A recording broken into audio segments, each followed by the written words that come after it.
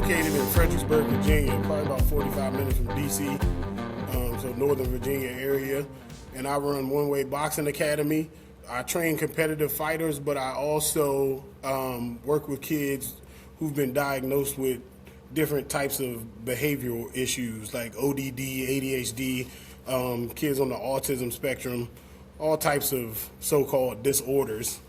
And I just teach them discipline, give them a little bit of structure, and normally we see good results. I got into boxing. I've been into boxing my whole life. I didn't actually have my first fight until I was in my 30s because I played football.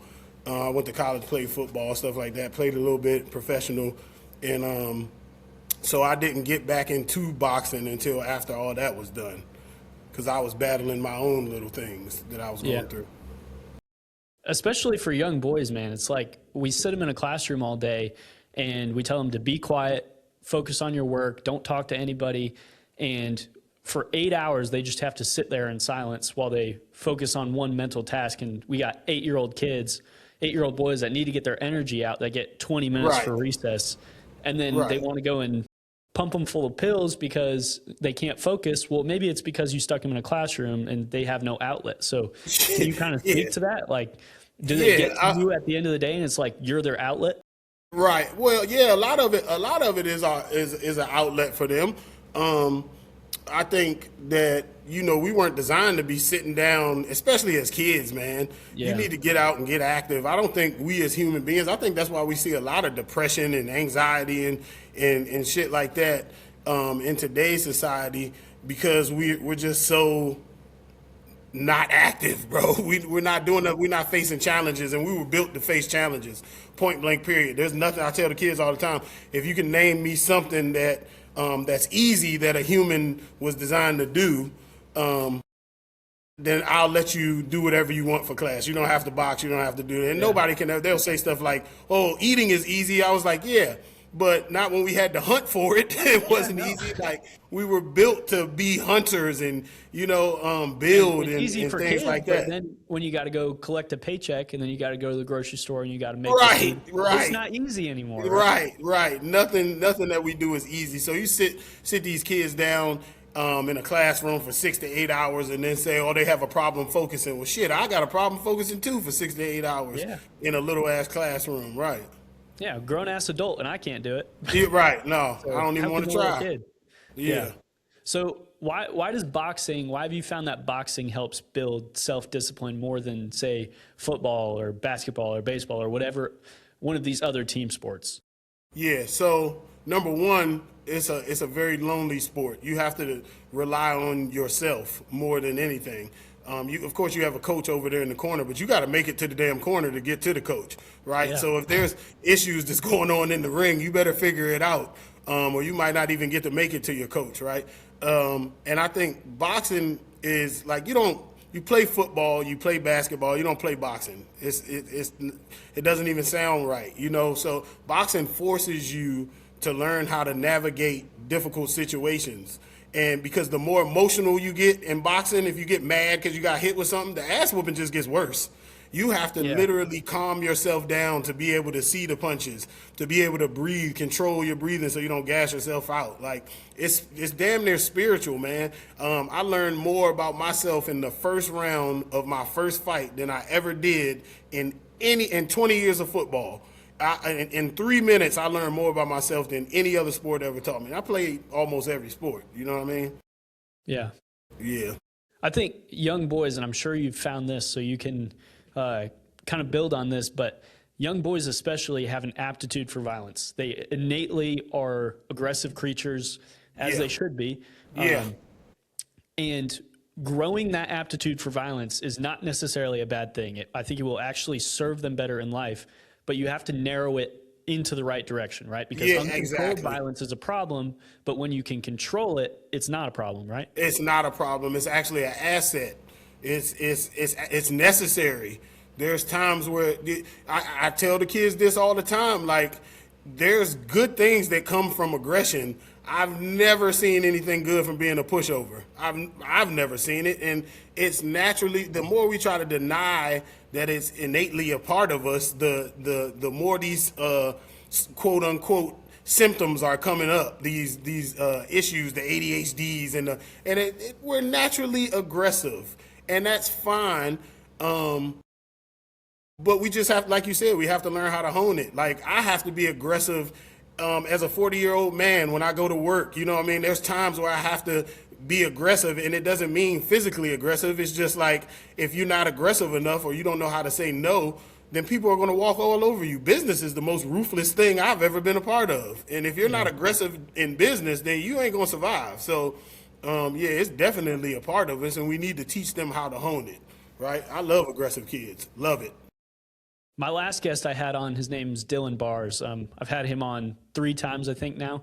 He made a great point to me in one of the episodes. He was like, we have a society that has pussified kids. We've told them that being feminine, is what's right, and that's the best way to move through life.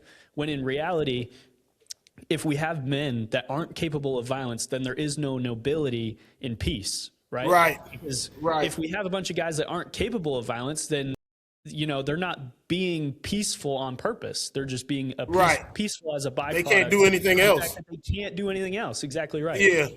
Right. So yeah, I use that. My favorite psychologist is Jordan Peterson. He's over here on the wall. I'm probably the only boxing gym in America that has a psychologist on the wall. But yeah, I completely agree with that. And I tell people all the time, like, pit bulls were popular dogs, right? You didn't want a pit bull because it was friendly. You wanted it because it was capable of fucking some shit up, but it just didn't because it was well trained. You don't want your pit bull to be friendly to everybody. You want it to be friendly to you. You know what I mean? Yeah. We want those types of things throughout life. It's the oldest story in the book. All superheroes are savages, and Beauty and the Beast, everything. You have to be a monster first, right? And then a controlled monster and use it towards good. That's basically the gist of it. So whoever that guy was, what's his name again? His name's Dylan Bars. I'm a check him out because I definitely think the kids have been pussified. He does some real estate investing here in South Carolina. So he's a great dude. Yeah, I don't understand. People bring me kids all the time. They're like, "Oh, they're aggressive," and I'm like, "Good, that's good." Now, do you have any idea how hard it is to take a passive kid and make them aggressive? I'd rather have an aggressive kid any day of the week, and it's crazy because I have twin boys. Yeah, I have twin boys. One is aggressive, one is passive, and it's a pain in the ass trying to get the passive one to step it up a little bit. You know what I mean? But I agree with that. Yeah. You mentioned that boxing is almost a spiritual experience, right? That you're in the ring and you have to actually calm yourself down. You have to bring yourself down to a level in this frequency where you can be in tune with how you're actually feeling. How big of a part does spirituality and faith play in your gym? It's huge. My favorite scripture is up there on the wall, Psalms 144:1. Blessed be the Lord, my rock that trains my hands for war and my fingers for battle. I think God likes fighters. And there's examples all through the Bible of God picking warriors up and going to handle what needs to be handled. David and Goliath, and I don't want to use the word pussify in the same sentence as God, but I think people have done that to God as well. Our God is a strong God. You know what I mean? The God that I follow is he get down when you need to get down. You know what I mean? So I think that there's supposed to be, everybody has a place, right? There's supposed to be doctors and lawyers and shit, and there's supposed to be motherfuckers that'll get up and handle business to protect what we've built. You get what I mean? And I like to think of myself as one of those people. Yeah. I'm a Christian as well, and I think I've been very outwardly critical of certain things in the church, especially on this podcast. Not because I want to put the church down, but because I want it to be so much better. And I think it has the potential to be and reach so many more people. And I think the main way that we do that is we stop emphasizing for men that the kindness, mercy, gentleness aspect of Jesus, because those things are important. But we Yeah. also need to recognize that Jesus flipped tables in the temple. Oh yeah. Oh Right? yeah. So he was a carpenter. Yeah. He was on Right. job sites. He was a construction man. Like, this was a Right. man's man. Jesus was Yeah. a real man. For He sure. wasn't some feminine, soft, Yeah. like you said, Long, careful perfect using the hair word and all in of the that. same Yeah. sentence as Jesus, but he was not pussified, right? He was a At all. man's man. Savage. Yeah, Jesus was a savage, bro. And I think that's a lot of the reason why men are exiting the church. Man, I go to church on Sunday, there's probably 5 men in there. You know what I mean? And it's because of the constant of the men, right? Be soft and be gentle. That's not our nature. That's not who we are. So men ain't gonna stand for that, and they just leaving the church. Hopefully there's a return, a large influx and a return to the church, but because we need our warriors in there, man. I think the importance of what an actual man has been lost over the last 60, 70 years. We in good times right now, but the times ain't gonna always be good, and everybody just a little fucking piece of it just showed us. I don't know if y'all got the snow down there. Right, we got an ice storm down here, and I mean the ice is 6 inches thick. People are out here ice skating, right? And then all of a sudden, I need somebody to come dig me out my car. You know what I'm saying? Now you want to borrow my masculinity, right? You know what I mean? But yeah, the time will come when they'll be begging for masculinity to come back. It definitely will, for sure. Yeah. Everything is a cycle. It'll come back for sure. Yeah. But Yeah. you mentioned Jordan Peterson there and how he's one of your favorite psychologists. Well, I think I was scrolling through your videos and I was looking at your page, and one of the things that I saw that rivals anything Jordan Peterson has said is you were talking to one of your boys and you talked to him about the 3 types of people in this world. Can you tell me about that?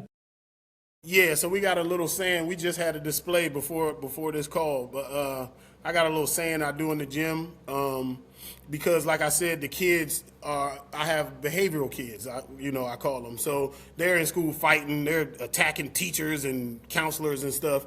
And when they come in, I ask one of the kids that have been here longer, how many types of people are they? And they say 3. And I say, what are they? And they say sheep, wolves, and shepherds. And I say, well, what is a sheep? And they say someone who's scared of conflict, someone who can't defend themselves, so they shy away from trouble. And I said, well, what is a wolf? A bully. And what is a shepherd? Someone who protects themselves, their loved ones, and the people that can't protect themselves. And I ask them, well, what are we? And they say, we're shepherds. And I say, what do we do to wolves?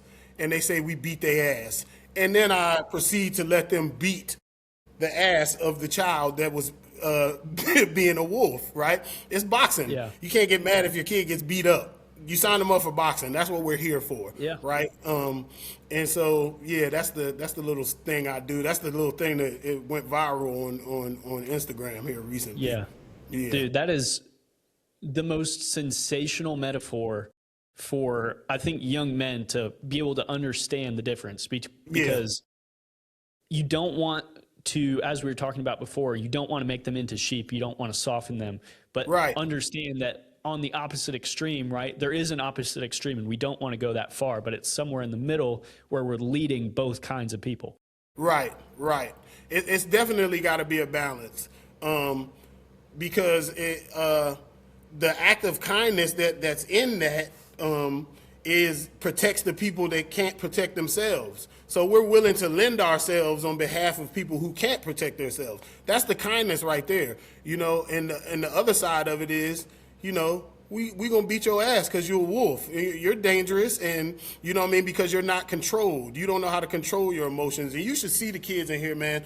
The culture that we've built in this gym, the kids want to be a shepherd. The little boy that came in here today, at the end, he was like, am I a shepherd yet? And I was like, no, you got to go home and prove it in the community that you're a shepherd. But now he wants to be a shepherd. After the ass whooping he took, I would probably want to be a shepherd too. But it's instilled in his mind, and the other 75 kids that come to this gym pride themselves on being shepherds. Like, They come to me, hey, I was a shepherd today, coach. A little boy dropped his book bag and I helped him pick it up. Well, I was a shepherd today. Somebody was getting bullied and I stepped in the way. Look at the different extremes. You know what I mean? Yeah. Like you're willing to help somebody pick books up. You're also willing to whoop some ass too.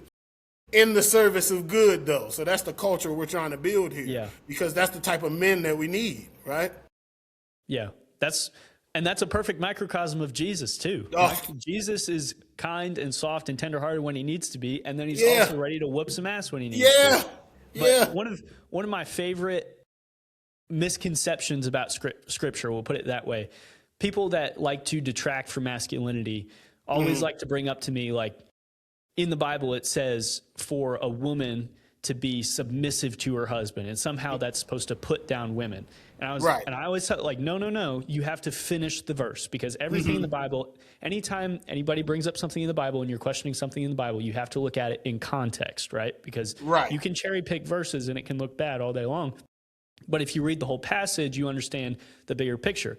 And what people don't realize is right underneath where it says that women are supposed to be submissive to their husbands, right under that, it says for husbands to live and die for their wives, which means you need to be ready to lay down your life for that woman and treat her as such. So I don't know if there's a single woman on earth, if there was a man that would die for her and treated her like that every single day of his life, that woman wouldn't be submissive to him naturally. Right. How can you not? How can you not be? Right. And then they don't even, I mean, first, it's a pejorative term now, submissive. You can't tell somebody to be submissive, but they don't even know that that's a superpower that they have. You know what I mean? Like when my wife comes to me with that little feminine voice on, and honey, could you please go do that? All right, I'm gonna do it. I don't care how tired I am. You know what I mean? It's a superpower. They just need to step into it. That's all it is. Yeah, for sure. You're absolutely right about that. I'm engaged, so I'm trying to soak up all the knowledge I can from people, and especially men that I think have great amounts of wisdom and successful marriages, because the generation before me, I think it's fair to say at this point, absolutely failed at marriage as a whole.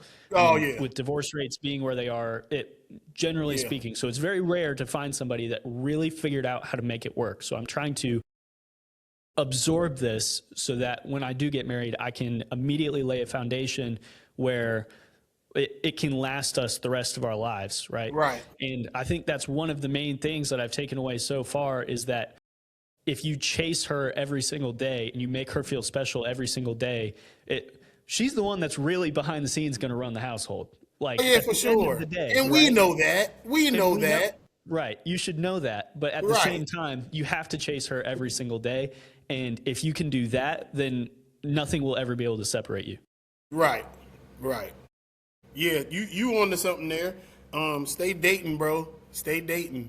You frozen. Am I frozen? Am I frozen now? Yeah, you frozen right now. Here, let me.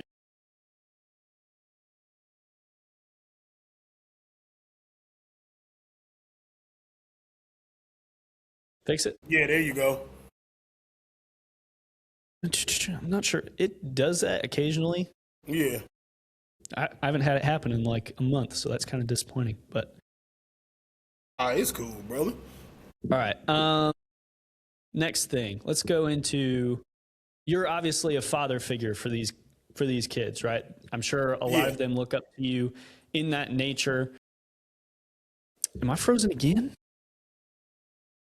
Yep, right now, yep. Oh, let's see. Actual recording is higher quality. Let me check the battery on this real quick. All right, do your thing. Yep, that's what it is. I just got to change the battery.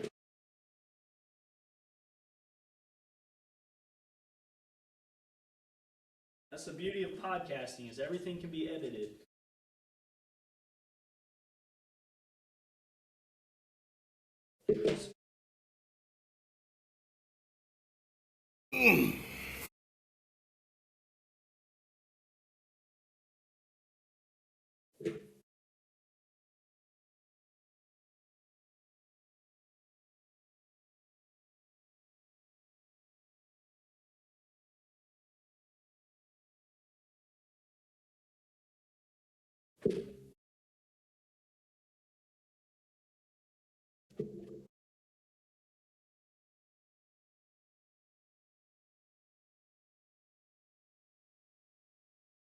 All right. Yeah. Better now? Yeah, you good. All right. Sorry about that. No, you good, bro. All right. As I was saying, you're a father figure for a lot of these kids. And for a lot of them, especially if they have behavioral issues, I think it's fair to assume a lot of them may not have a father figure in their life. So Right. how is that burden kind of affected? Not it's a burden and an opportunity, right? Yeah. So how has that affected you and how you treat these kids?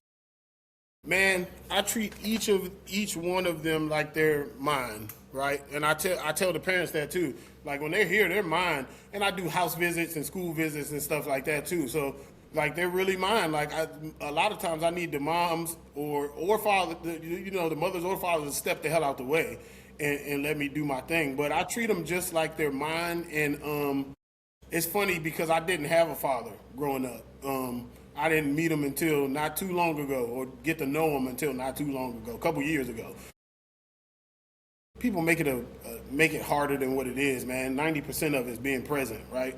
But I've always been in this position. You know, I was raised. I helped to raise my younger brothers and sisters and nieces and nephews when I was young. I'm talking about 9 years old, missing school because I had to stay home and watch babies. Right, and I've always been the disciplinarian of the family. I'm gonna call you Uncle Mike. I'm gonna call you brother. You know what I mean? And the things that I've been through in my life, I feel like this is definitely my purpose. My whole life was prepping me for this, man, because I've always been in this role. It's just now I think I'm ready to utilize what I've learned and what I've experienced to give to these kids. But I'm the same way with my sons. Like, there's no difference, bro. I'm just being a dad. But I'm letting these other kids get some of it. That's all it is, man. Really. What are some of the big lessons that you've learned from having that experience as a kid that you kind of pass down now to the kids that step into your gym? Well, I was so mad about that shit for such a long time because I felt like I didn't have a childhood, right?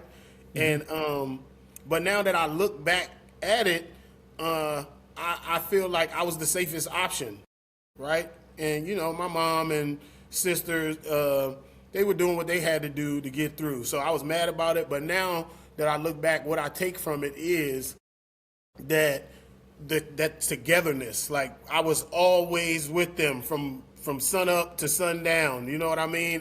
And we were always taught. My mother always taught us nobody comes in between this. Right? And that's a part of the culture that I've built here with these kids. It's like a little family, man. Like, they love each other, and I love to watch them love each other. It's like nobody could come. I don't care who you are. If you came in this gym and tried to touch any of these, I'm talking about 4-year-olds, will give you their all not to mess with one of their brothers in here, bro. You know what I mean? And the togetherness of it is probably the biggest, because we need each other, man, at the end of the day. You need to be able to lean on people. And we've lost that. When I was growing up, community was way different than it is now. I don't even know my fucking neighbors.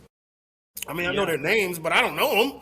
Like, you know what I mean? Like, what happened to that shit? Like, when I grew up, and it was a, impoverished place and shit, but it was a community. You know what I mean? You knew everybody. Everybody knew you. You could get your ass whooped by the neighbor. You know what I mean? Then your mom get home, you get your ass whooped again. It was a community, and it takes a village to raise a child. And so it's good to see a village coming together here. You know what I mean? That's what I took from it, the village mentality. Right. How important is it for these kids to have not only a masculine figure in the fatherhood role, but also, as you mentioned, that community of like, okay, I can come into the gym and I have these 5 friends that I know are working towards the same things as me and get me and understand me. And then they have that brotherhood as well. Yeah. You say, how important is it? Yeah. How important? Man, brotherhood is essential for the soul, brother.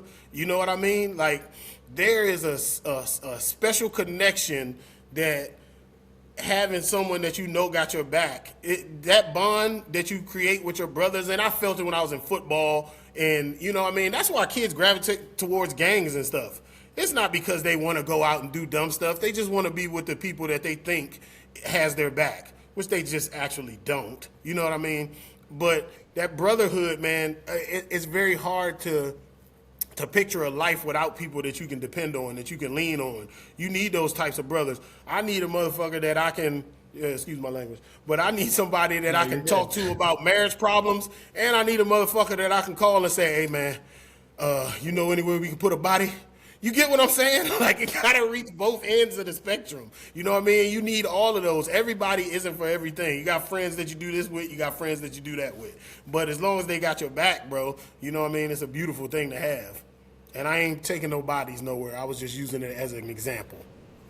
Yeah, that's an important thing to note. But yeah, it's true. You do have to have those guys that if you called them in the middle of the night at 2 a.m., you know that they would, one, that they would pick up, and then two, that they would ask no questions, no matter what it's about. And it doesn't have to be a dead body, but I mean, it can be anything. It can be anything else. But if you don't have those people in your life, then I'm sure you feel very alone and desolate. And I don't envy you. And I hope that whoever is out there, if you don't have these people in your life and you don't have a brotherhood and you don't have another man that's close to you that you can share these things with and share these experiences, you need to go find that. You need to go find that in community. So what would you say? Let's say somebody doesn't used to be able to find it in the church.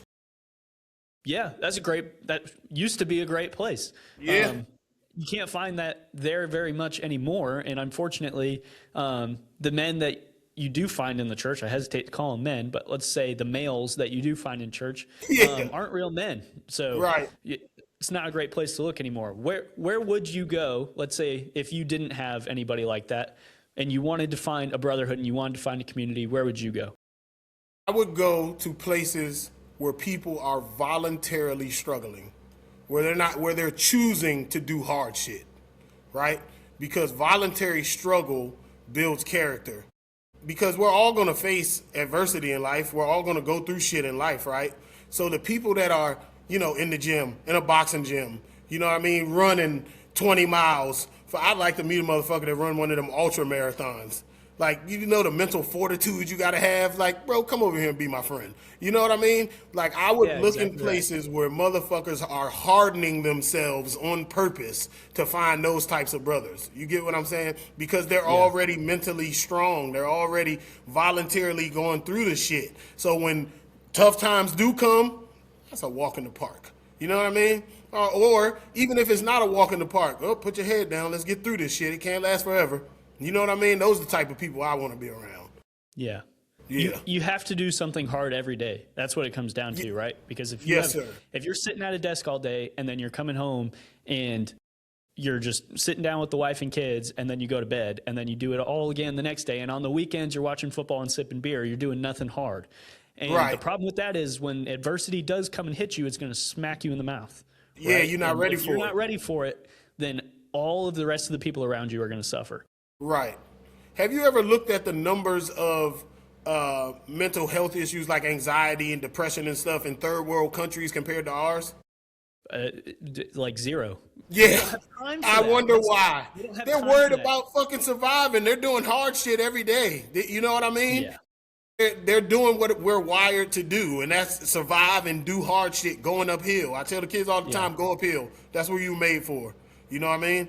And so things like that are just further confirmation to me that we are supposed to be doing hard things. We've built the world so good to where we just lounge in luxury and then wonder what's wrong with us. You know what I mean? You can't just put a horse in a damn pen and think it's going to be happy. That motherfucker want to run. You got to run. That's what it's built to do, right? So yeah, absolutely, bro. Absolutely. If you make $50,000 a year in the United States of America, people don't realize this. If you make $50,000 in the United States of America, you are in the top 1% of wealth in the entire world. Yeah. You live a richer life than kings of entire empires just 100 years ago, right? Yeah. So, I mean, to your point, like the hardest thing that you've ever gone through is the hardest thing that you've ever gone through, and everybody has trauma that they've been through. Yeah, but at the same time, we live in a world where a hot shower is taken for granted. We live in a world where air conditioning is commonplace. That didn't happen until about 30 years ago.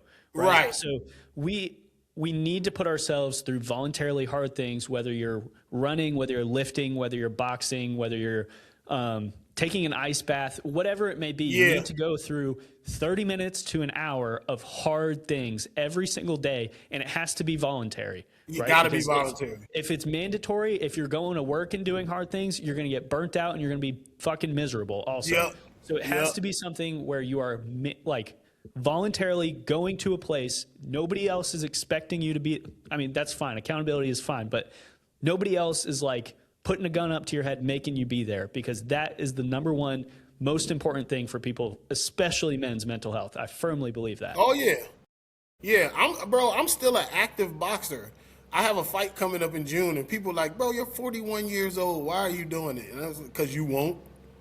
And I know as long as I'm fucking still fighting, I'm way past where you're going, because I ain't got no damn business still going out here fighting. But I'm gonna keep doing it until I can't do it no more, because it's hard, and it makes me a better person, and it makes me a better coach, right?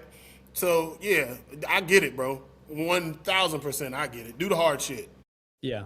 I want to get into a little bit of the technical aspects of boxing. Let's say somebody comes into your gym and they want to start boxing and they know zero about it, right? What are the first principles and fundamentals that you tell them? They probably ain't gonna throw a punch for at least a week. It's all footwork. Your feet, your foundation is everything. Without a good foundation, you can't punch, you can't properly move out the way of punches, you can't do anything without your feet. So I always start with feet. And I love when somebody knows nothing and they come in. But yeah, definitely footwork is the foundation. I'm a boxer. People look at me because of my size. I'm 6'5", 300 pounds, and they're like, oh, he's a brawler. But I'm a boxer. Like I said, I don't like getting hit. So I'm a very defensive-minded coach. And the first layer of defense is your feet. You know, everybody what's the first way to get away from a jab? They block it. No, step back. Like, use your feet, right? So I build people from the ground up. That's what I try to do. And I like a lot of movement. I like in and out movement, right? I don't like standing and brawling. We can do it if we have to, but I'd rather be smart. Like, I'm a strategist when it comes to boxing. If we can win a fight from jabbing, then we just gonna jab, right? Yep. Yeah. I think a lot of times from the people that I know that come in and they want to get into martial arts gyms or a boxing gym or whatever sort of combat sport that they want to get into, the reason they do it is because they want to be able to handle themselves in the outside world. However, a street fight is much different than an organized boxing match, because they play by different rules, right? Yeah. So how much does what happens in the gym translate into real life, just at least in confidence? Yeah, well, the confidence is through the roof, because you know it's got to be a certain situation. If it's a fair fight, if it starts off as a fair fight, and I know how to box and you don't, I definitely got an advantage over you, right? But in the streets, that's not how it always goes. Somebody sneak up on you, or they might have a weapon or whatever. But the confidence that you have, I don't know if anybody else does this, but as soon as I walk in a room full of men, I'm sizing people up. You know what I mean? It's just like natural with me. I think like, that's I'm a like, natural instinct that I think it, yeah. I don't know if I'm not, you know, right? Yeah. And the confidence that I have, like, I'll be all right. You know what I mean? That's invaluable. My twin boys, one of them, the aggressive one, he's in 6th grade, so they're the small kids now again in middle school. And he said something. He had a fight. Well, that's a different story. But he knows that he's like, well, can't nobody in this school whoop my ass, so I'm not worried about nobody talking trash or nothing like that. And just that confidence, because there's 14 and 15-year-olds in that school. He's 11. You know what I mean? Yeah. But he knows that he can handle himself, right? My other son got slapped in the face one time. He came home. I'm pissed off. You didn't do anything back? Are you crazy? You've been training since you were 4. Are you fucking nuts? And he said something that was so powerful, I couldn't do anything but be glad. He said, well, the guy hit me and it didn't hurt. And I knew that if I hit him, I was going to hurt him, because he didn't know what he was doing. So I just told him, bro, if you hit me again, you're going to regret it. And that's what I said, holy shit. And he said you want us to learn how to fight so we can be in control of the situation. And I said, son, you're right. I'm sorry. What could I have said? You know what I mean? It That was beautiful. proud dad moment right there. Oh my God, what? And my son that said that, he's autistic. And so he's very analytical anyway. And he Yeah. broke that down so nicely. I couldn't do anything but be proud of him. But he's a savage. If he would have hit that little boy, the principal called me like, man, we're just glad that, because his teacher came to his fight before, and we're just glad he didn't, do what he does in the ring. You know what I mean? Yeah. So yeah, that I confidence think goes a long way. conversely, when you teach young boys to have confidence and be capable of violence, like we were talking about, it actually happens to de-escalate things a lot more than it happens to escalate things. Absolutely, absolutely, absolutely, 1,000%. It's all types of instances where I could have, escalated it if I wanted to, and I would have been justified in doing it, and I just choose not to because I know, like, I'm not a normal human being. Like, I train for combat every day, like, you know what I mean? And I lift weights, and I'm already a big dude, so it's like, bro, say what you want, you know what I mean? Just don't put your hands on me, or if you come too close, then I'm not gonna let you get close, but talk all your shit, and I'm gonna just keep walking this way, bro. It's not even worth it. You know what I mean? Well, it's the Uncle Ben principles from Spider-Man, right? Like, with great power comes great responsibility, and the Yeah. more power that you wield and the more skillful you are in a combat situation, like, the more you realize that you have a responsibility to control it and channel it and use it to protect everybody else around you rather Absolutely. than to use it against them. Absolutely. That's the basic principle, I think, in all martial arts, boxing, jujitsu, whatever. It's like you use it when absolutely necessary. Other than that, you don't need to use it. You know what I mean? It should give you enough confidence to walk away, because if the issue is pressed, then you can handle yourself. And to see little kids pick up on that, it's a beautiful thing. They want to go out there in the community and use it for good. Because some of these little kids can fight, man. You know what I mean? There's some Yeah. some bad little kids in here, man. You know what I mean? And they already want to go out and use it for the right thing. And I'm like, Yeah. bro, y'all gonna be superheroes when y'all are adults. Yeah. Yeah, for sure. Another video I saw on your page was you were making a kid do a wall sit because he hit his mom. And I thought the next video that you made about the comment that a therapist left about how you were embarrassing that kid was somehow a problem. Can you kind of speak on that and why you disagree with that? Well, the kid, he has a history of hitting his mom and therapist, and he probably, that woman that said that, he probably will smack the hell out of her. And there's never been any type of consequences for it. So his mother, that wasn't even his class that he was in. She told me what he did, and I'm like, yo, how far are you from the gym? Come up here. And you know what I mean? And that was the result of it. But the therapist came on, and she said, oh, you're embarrassing the child, and children don't, because I had him repeating after me, right? Kids don't learn by repeating things that you say. They learn by such and such. Don't nobody want to hear that shit. I don't care about that. Like, I don't care about his little ass being embarrassed. He should be fucking embarrassed that he hit his mom. Like, and I'll tell these kids straight up, bro. I talk to them like they're adults. I was like, you know what kind of piece of shit you gotta be to hit the woman that brought you on this planet? Like, you're a person that I do not want to be around and I do not want to associate with.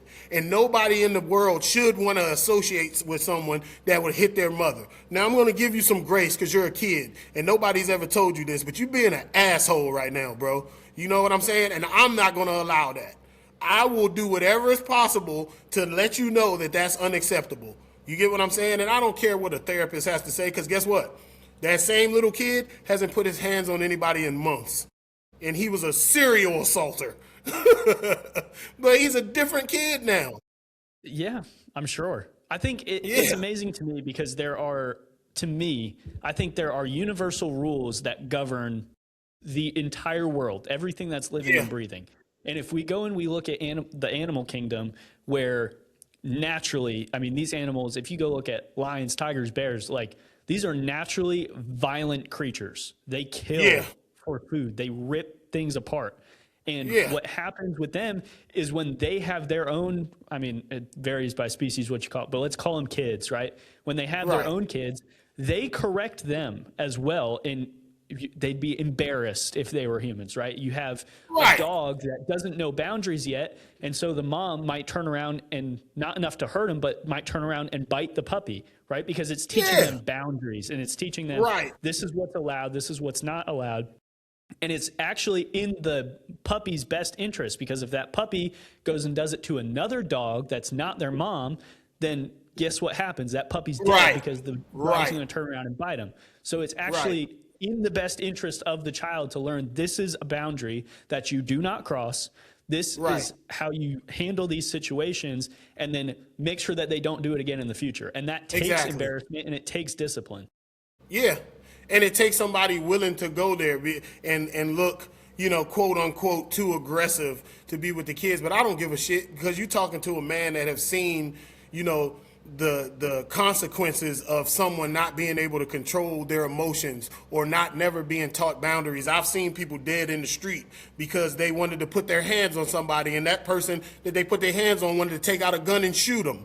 You get what I'm saying? So if me putting that little kid on the wall is going to prevent something like that from happening, or seeing him in jail, I don't give a shit what a therapist has to say. I studied psychology in school. I could go practice if I want to. This is how I want to practice. You know what I mean? And fuck them, bro. They're not that same little kid that she's talking about embarrassing would have picked something up and slapped her ass right across the face with it. Wouldn't have thought twice about it, right? Those are the kids that turn into the people you don't want to meet in a dark alley, right? And our job as parents is to not allow our kids to do shit that the world doesn't tolerate. Violent little kids turn to violent adults. Violent adults get dealt with in several different types of ways, right? And so if you don't get to pick your consequences in the world, and they're going to be fucking worse than a wall sit, I promise you that. You can't slap somebody and they get mad if they pull out a gun and shoot you. Keep your fucking hands to yourself, right? Yeah. Learn how the world operates. Yeah, exactly right. One thing my parents always said to me that really stuck with me was, I'm preparing you for consequences that are bigger than me, right? Because if you lie to me, right, that's one thing, and we're going to handle that accordingly. But then if you go and, let's say you're testifying in court one day and you lie there, that's years in jail, right? So like these things now, you do them in a different context, and they have bigger consequences that mommy and daddy can't get you out of, right? So one day it's going to be bigger than just a wall sit, as you were saying. Yeah, for sure. For sure. Fucking embarrassed the kid. He should be embarrassed. That pissed me off. My bad, bro. No, that 100%. I love that. All right. Yeah. Wrapping up here, I want to be a little bit mindful of time. We talked about earlier, you're obviously a role model for these kids. You're a father figure. You're impacting an enormous amount of kids every single day. Some of the most influential males in my life have been coaches, have been teachers, have been people, masculine people in authority places that I looked up to. What do you want these kids to think about one day when they're looking back on their experience in this gym and they're going through their lives? What do you want them to think about, and what do you want them to take from the gym? Man, I want them to take away basically most of the principles that we've been talking about today, right? I want them to know that they're dangerous, but they're an asset to society, right? Because there's going to come a time where they're going to need their aggression. There's going to come a time where they need to put it away, right? And I want them to remember my voice saying the slogans that I've taught them, because my vision for this is way bigger than just this boxing gym, bro. I always equate what I'm trying to do to like the Boy Scouts. If you were in the Boy Scouts and you're an adult, you still put you were in the Boy Scouts on a job application, because people automatically associate it with certain things, right? I want these kids to put I was a one-way kid, and I want people to automatically know certain things about them. Well, they're used to hard work, right? They have emotional control, right? They want to be shepherds, right? They want to protect what's around them, and they'll work hard for it, and they're willing to die for it. You get what I'm saying? Because if you ain't willing to die for something, you ain't fit to live. That's Martin Luther King, by the way, right? Yeah, that's awesome. So those are the things that I want them to remember me for, because I remember my coaches, and the only coaches I really remember and resonated with were assholes. I think that's where my style might come from. Because I'm normally just a chill, goofy, big guy, but I'm a bit of an asshole with the kids. But it's out of love because I know what's coming for them. We don't train, we don't give. I don't know if you saw the post I did yesterday, but we don't give them the material to study for the world. Like, we giving them a math book and they got a history test coming up. Like, we teaching them that, oh, everything's going to be okay. Everything's not going to be fucking okay, bro. And we all die, and your parents are going to pass on, and things are going to be rough. But how are you going to be strong enough to hold up in those situations? Are you going to be the person that your family can rely on in those types of situations? You get what I'm saying? And that's the kind of message that I'm trying to leave with them. Yeah, you better be fucking equipped because the world is, whether you are or Yeah. you aren't. Bro, it's What you're fucking doing, you're vicious out here. credentialing these kids, right? You're in the same Yeah. way that anytime a media person has to go into a sporting event or something like that, they need credentials first to be able to step in the doorway. You're doing the Yeah. same thing. You're providing credentials so that they have the skills to step through the doorway of life. Right. I just don't understand why we don't train our kids to prepare for the real world, man. You know what I mean? It's mind-boggling to me that you think that, coddling them is the world's not going to coddle him. He's having a temper tantrum. Put his ass in jail. You don't get second chances, right? If you're lucky, you might get a second chance, but most of the time you don't. And I'm one of the people that was lucky, bro, because I did my fair share of shit when I was a kid, and I've been in places in situations where normal human beings shouldn't be. You get what I'm saying? And I've done horrible things and all of that. And I just understand that, whoa, this shit is coming for you and it ain't no way around it. So you better buckle up and be ready for it. Yeah. Coach Mike, I want to encourage you because I don't know how often you hear it, and I know it probably means nothing coming from me, but there are certain people in this world that God ordains and God chooses and puts them in specific positions in life and in communities that create massive impact far beyond what they will ever understand. And in 45 minutes, I can tell you that you are one of those people that God has chosen and he has put in a specific position to impact more kids than you can possibly ever imagine. So I want to encourage you, keep doing what you're doing, man. You are an absolute saint. And I cannot imagine the impact that you are going to have on all of these kids' lives and already have had. And I can't wait to hear more about the gym in the news someday, man. Man, bro, that means a hell of a lot because I'm still dealing with I'm still getting used to this, man, because the way it happened was so crazy, bro. I just made a gym. Do we got time? Yeah, no, we got all the time. Okay. Yeah, I started this shit a year and a half ago in my 2-car garage. I just wanted a place where I could train me and my sons. Fucking couple months go by and the neighborhood kids start coming, they want to box and stuff. And then the parents start coming like, yo, my kid is completely different since he's been coming over. He's not getting in trouble and he's not doing this and doing that. And he keeps talking about being a shepherd. And I'm like, well, you said he was doing this and this in school. And, boxing teaches discipline. And next thing you know, I had 30 kids in a 2-car garage. And if you know me, I always shied away from coaching because of my demeanor, because of how aggressive I am. And, I'm one of those people, you either going to love me or you're going to hate me because I'm on the autism spectrum, bro. I'm incapable of bullshitting. Like, I'm working on it. I've been working on it all my life, but, and so I just thought it would never be a thing, but God just was beating on me and beating on me and beating on me, bro. And he's like, yo, this is what I want you to do. You can either Jonah in the well. You get what I'm saying? And nothing was going right until I just submitted and said, God, I'm going to just trust you. I'm going to just trust you. I don't know what I'm doing. I don't know why you want me. I don't know if I'm the one, but 6 months later, we got a gym. The gym's only been open for 4 months and 75 kids in here now. And there's a waiting list. You know what I mean? What you're saying, what you said is I appreciate it, bro. I really do because I'm still adjusting to all this. This is all new to me, bro. If you'd have met me 5 years ago, you would have said, ain't no way that boy coaching my kids. You know what I mean? Hey, Yeah. God-sized blessings tend to overwhelm because they're God-sized. Yeah, That's bro. the only way to describe it. Yeah, bro. A guy just walked in here a couple hours ago and was like, I seen you on Instagram, you know what I mean? And I just wanted to come check the gym. I'm like, all right, go ahead and walk around, bro, but I got kids in here, so, you know what I mean? Stay on that side of the gym. I don't let people around my kids. And he came in, he donated $500 for the next 3 months for the gym. Out of the blue, bro. That's Out of incredible. the blue. Yeah, I'll shout out one of my basketball trainers growing up, Myson Jones.